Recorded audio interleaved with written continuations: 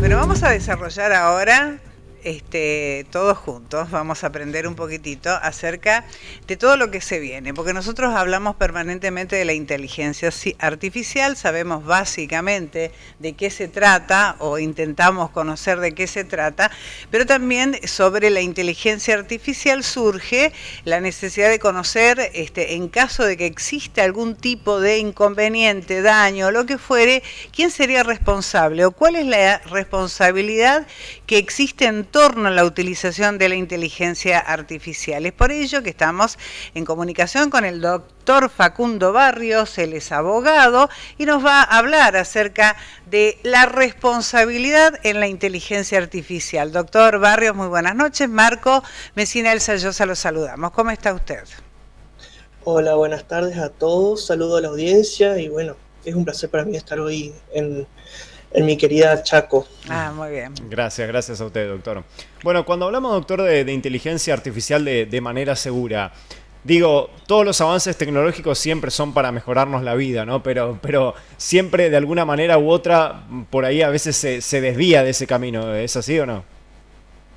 Sí, sobre todo tener en cuenta de que los avances tecnológicos siempre vienen en primer medida a ayudar a las personas, pero en ese transcurso hay personas que la pueden utilizar de una buena manera y de una mala manera. Entonces, eso es lo que tratamos desde el derecho, desde la abogacía, tratar de buscar cuáles son las posibles soluciones a ese tipo de conflictos. Es decir, ustedes están abordando, están estudiando cómo legislar todo tipo de derivaciones nocivas, nocivas en una causa civil de la utilización de la inteligencia artificial. Eso es lo que están haciendo. Claro, nosotros estamos estudiando en realidad la responsabilidad civil de las inteligencias artificiales. ¿Qué quiere decir esto?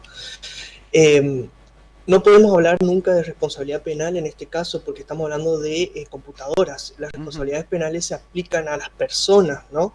Entonces, cuando tenemos una inteligencia artificial, necesariamente tenemos que hablar de un avance de la humanidad que se estudia a través de lo que se denomina la responsabilidad, justamente la responsabilidad civil. Y la responsabilidad civil es la forma en la que se repara el daño ocasionado de manera directa o indirecta por este tipo de tecnologías. Nosotros tratamos de entender quién es el responsable o quién es la persona o las personas responsables de si otra persona es dañada o sufre algún tipo de lesión por el uso de estas tecnologías. ¿Y quién es el responsable? ¿El que utiliza, el que la fabricó, el que la entregó? ¿Quién es el responsable? Justamente en ese dilema estamos. ¿En eso están? No, bueno, tenemos una aproximación a esta nueva teoría. ¿Quién sería, doctor? ¿Quién sería? En este caso, nosotros tenemos una tesis que dice que el responsable del daño es a quien la víctima atribuye ese daño. ¿Y cómo dice la víctima quién fue el que le causó el daño? A través de las pruebas. Entonces, si la víctima puede probar y puede decir quién le causó el daño, ese sería el sujeto promotor, digamos. Claro. Pero obviamente estos son todos análisis preliminares, esta es una investigación que está en proceso y está en desarrollo. Sabemos que las inteligencias artificiales, una vez que nacen, después se desarrollan por sí solas.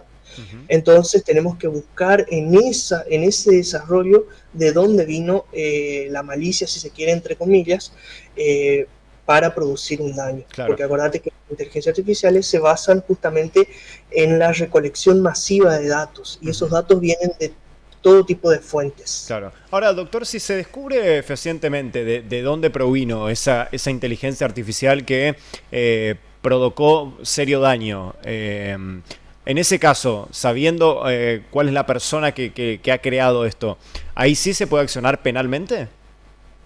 Sí, por supuesto. Ujú. Primero, siempre se atribuye, la manera más fácil de atribuir el daño siempre es a través del derecho penal.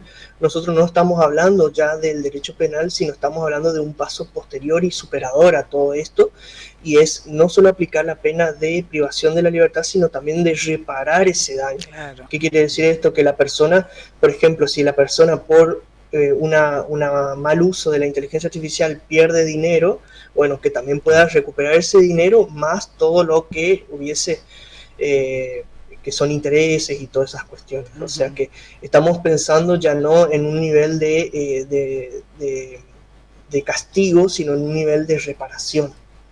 ¿Y qué aspectos éticos deben ser incluidos dentro de la inteligencia artificial de considerar? Bueno, eso tiene que ver mucho con las sociedades en las que estas inteligencias se mueven, digamos.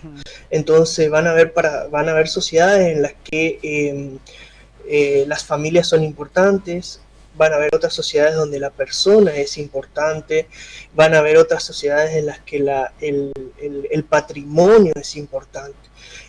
Entonces tenemos que necesariamente hacer ahí un estudio social, que es el que estamos haciendo, para adaptar ese contenido ético a nuestras sociedades. Sabemos que por ahí, por ejemplo, Corrientes puede ser una sociedad un poquito más conservadora que Chaco, entonces no va a ser la misma aplicación normativa que se dé en Corrientes que en Chaco, o en Formosa, o en Posadas, porque tenemos toda una idiosincrasia que genera valores, y esos valores son los que tenemos que respetar si queremos proponer una norma que sea eficaz y eficiente. Ahora, debe ser complicado también eso, doctor, porque bueno, sabemos que las tecnologías justamente lo que hacen es derribar las barreras, ¿no? Derribar todo tipo de límite, de frontera entre países, entre provincias o lo que fuese, ¿no? Totalmente, totalmente. Es ahí donde tenemos un conflicto en el derecho. Por eso nosotros no podemos, o sea, nos cuesta hablar a nosotros de normas o de leyes provinciales, leyes nacionales. Nosotros cuando hablamos en toda la investigación hablamos siempre de normas supranacionales, o muchas veces de valores, porque es lo que realmente funciona para regular este tipo de cuestiones.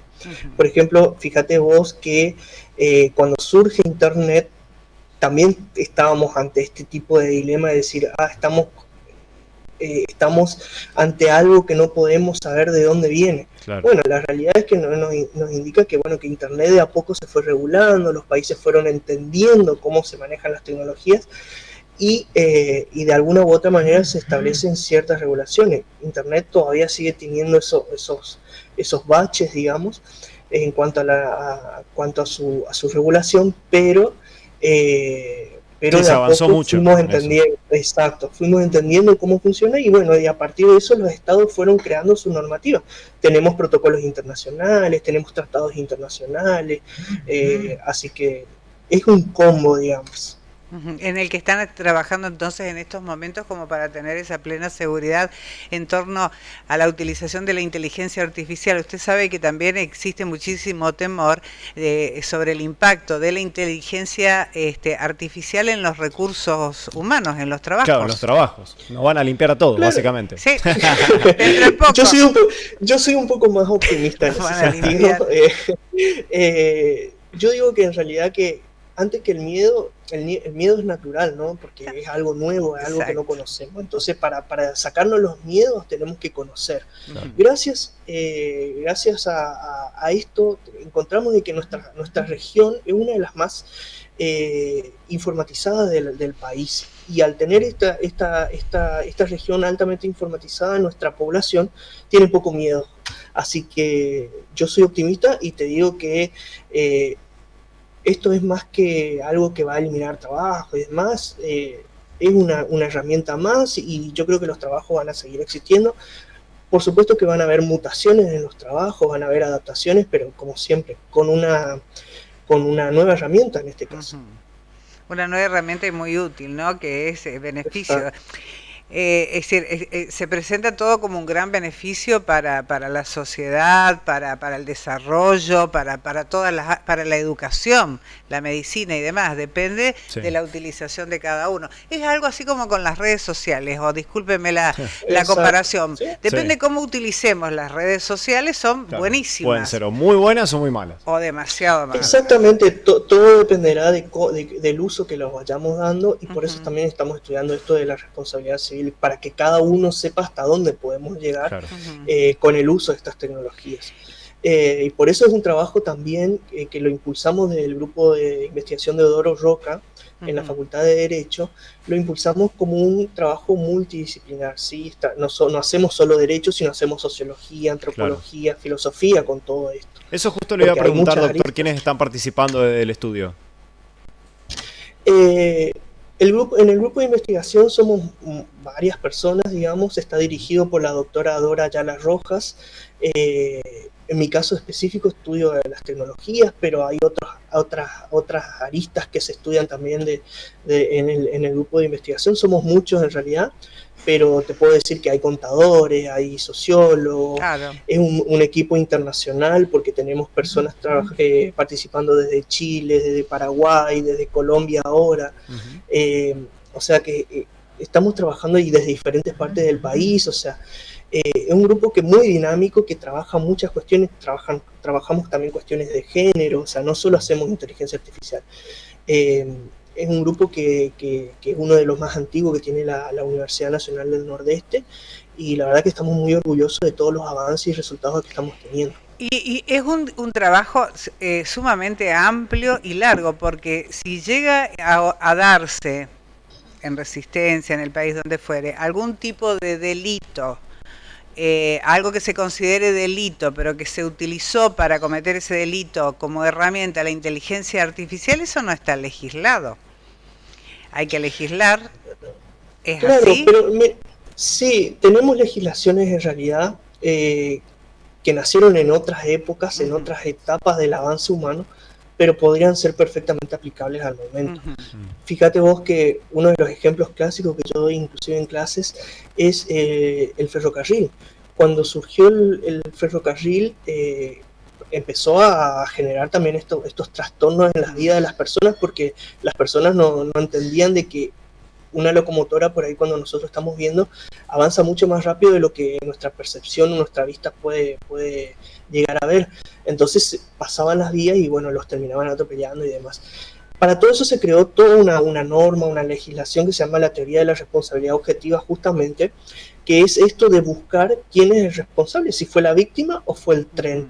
Entonces, en esa discusión, la víctima, como fue la afectada, tenía que probar de que realmente fue el tren el que lo afectó. Y con esta teoría, con esta base, nosotros también lo trasladamos a esta época con otros avances. Entonces, por ahí pasa esto mucho en la ciencia, de que lo nuevo no es tan nuevo, digamos. Pero es todo un trabajo intelectual, si se quiere, y científico, y después viene el trabajo de nuestros legisladores, de nuestros jueces, para adaptar todo ese sistema. Claro, totalmente. Bueno, doctor, le agradecemos muchísimo por este contacto con Noticiero 9 Central. Ha sido muy amable y es un tema que da para largo y tendido, así que seguramente después vamos a tener otro encuentro. Cuando quieran, muy agradecido de estar hoy con ustedes. No, por favor, gracias. Los agradecimos somos nosotros. Muchas gracias.